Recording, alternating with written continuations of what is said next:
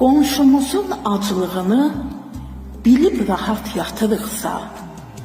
ləyaqəti, dəyanəti vəzifəyə satırıqsa, dostumuza quyu qazıb arzumuza çatırıqsa, demək bizdən üz döndərib Allahımız, hara gedir sabahımız? Dəryamızı bəyənməyib, özgəsinin hovuzunda üzürüksə,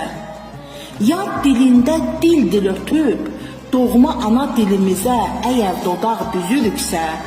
inamımız, imanımız ya heç yoxsa, ya çürüksə, demək bizdən üz döndərib Allahımız, hara gedir sabahımız? Ömür boyu haram yeyib, başqasının halalına cumuruqsa,